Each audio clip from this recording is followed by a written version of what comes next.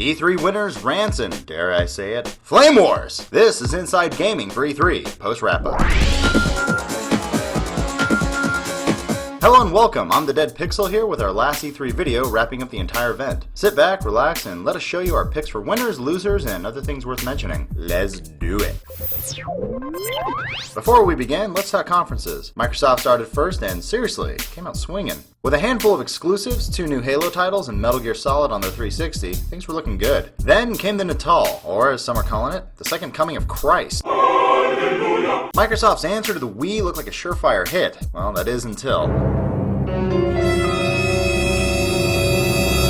If video game history has shown us anything, it's that if you want something to become nothing more than an overglorified letdown, hire Peter Molyneux to say good things about it. This guy literally makes a living disappointing his fans.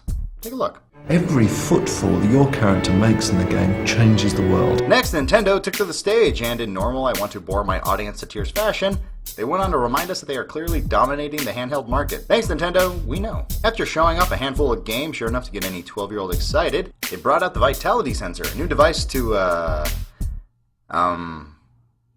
what does this have to do with video games again? It prints money, bitch! Oh. Right. But Nintendo's saving grace was none other than a new Metroid coming from the guys who brought you Ninja Gaiden. See, hardcore fans? Nintendo still loves you, and your ignorance. The last of the big three, Sony, was the last to get the party rockin'. After losing GTA, Final Fantasy, and now Metal Gear as exclusive franchises, fans were eager to see what they had in store. Coming in staged demo form, Uncharted 2, MAG, and God of War 3 did indeed show the Blu-ray-loving console still has plenty of steam. Then came the wands, the glowy wands. Sony, like Microsoft, was determined to show that its console was indeed capable of jumping on the motion control gimmick bandwagon. But in case that wasn't enough to get you going, Sony then unveiled their latest PSP, PSP Go! The UMD-less smaller handheld appeared to be less than stellar, but the absence of a second analog stick and expensive price point didn't exactly win over any new fans. Alright, that's enough of this press crap. Let's look at the real meaty parts of the show, the games.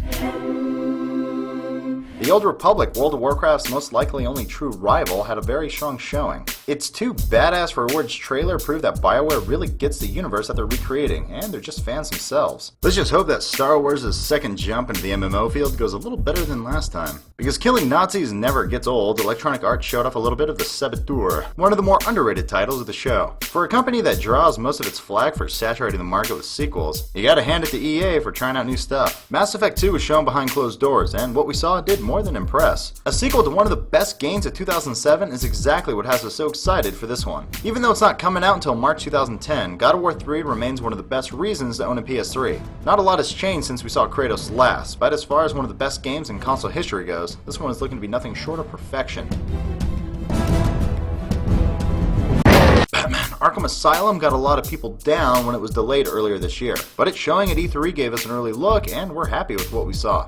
Sony's MMO FPS MAG had a great response at their press conference, but reactions on the show floor were mixed at best. The game does support 256-man games, but you never really see anyone outside your immediate vicinity. Some are calling it an overglorified server room, and the cluttered HUD interface didn't help much in the frustrate department. We're hoping it's good, but its E3 showing could have done a little bit better. Uncharted 2 Among Thieves was of course looking good as always, and with the recent multiplayer beta, even those at home had some way of checking out Nathan Drake's latest adventure. Infinity Ward's highly anticipated sequel, Modern Warfare 2, is likely going to be the biggest game of the holiday season. We only got to see a brief single-player segment in the same trailer they've been shown for the past 2 weeks. It's a little disappointing that there was nothing on the show floor, and we would have loved to get an early look at the multiplayer. November 10th, the reason I continue to live. Bethesda came out with not 1 but 2 strong titles this year, neither of which had Oblivion or Fallout in their name. What appears to be coming along nicely, and its unique style had a very positive reaction at the show. Brink was only shown behind closed doors, but with the hopes of a Team Fortress, Mirror's Edge, and Left 4 Dead hybrid, I can't help but get excited for this one. Halo 3 ODST didn't get a lot of chatter at the show, but the Firefight mode gave Halo fans just one more reason to pick it up this September. Bungie's latest Halo title, Reach, only arrived in trailer form. We do know it's an FPS and it's going to have a multiplayer beta sometime this decade. Left 4 Dead 2 was one of the show's most unexpected surprises. It's a shame it's not coming in expansion pack form, but Valve said personally the game is big enough to warrant a full sequel, which is good enough for us. Also on the show floor was Sam Fisher's all-new title, Splinter Cell Conviction. Taking a more bourne than emo approach, it looks like Ubisoft is taking the series in the right direction. On the toys in your living room front, Beatles Rock Band definitely made the walrus and all of us a little giddy, and our inner Yoko scream at the $250 price tag.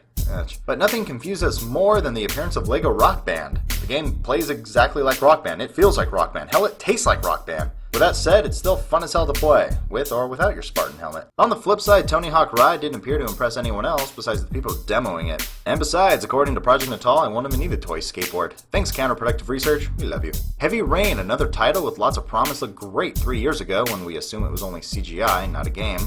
Now that it is a game, the graphics don't exactly impress, and as far as doing nothing more than string a bunch of QuickTime events together, we may have to pass. Okay, that about does it for the show floor. Here's some other goodies you might have missed.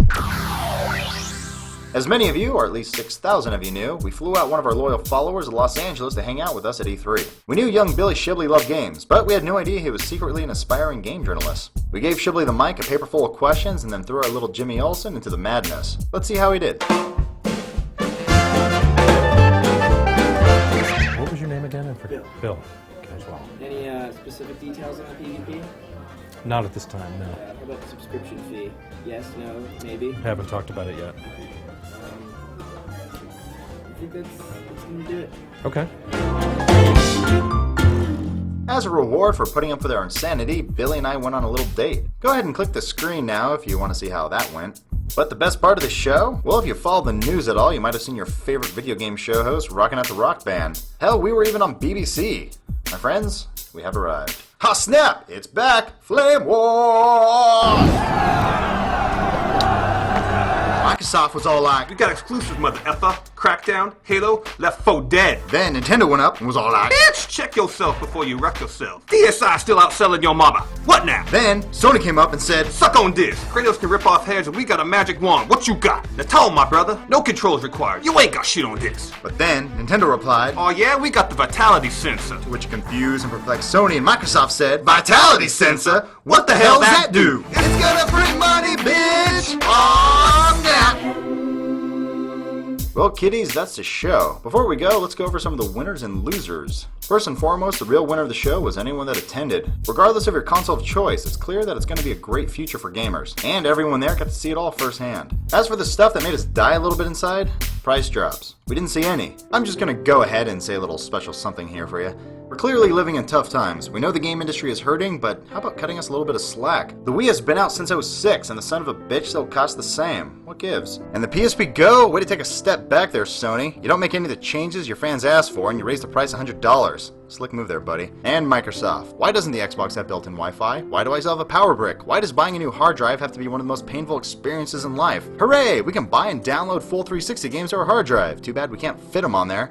And now on to the losers. Take a long look in the mirror, people. This is the happiest you'll ever be. Why, you ask? 2 words. Motion control. Nintendo made it as a novelty and it sold a shitload of repackaged GameCubes. Of course, people are just figuring out now that it doesn't do crap for games, but it's too late. Yes, Natal and the Sony Wizard Wand look to have potential and both promise to change the way we play games. To which I ask, why? I like my controller. I like sitting down. I don't want to flail my arms about like a hyperactive schoolgirl. We don't need to change the way we play games. They work fine now. Face it, we're all beta testers in the gaming industry's giant fail of an experiment called motion control. So my friends, we are all the losers, because we're gonna have to deal with a bunch of gimmicky bullshit for the next 5 to 10 years. To which I say, damn it.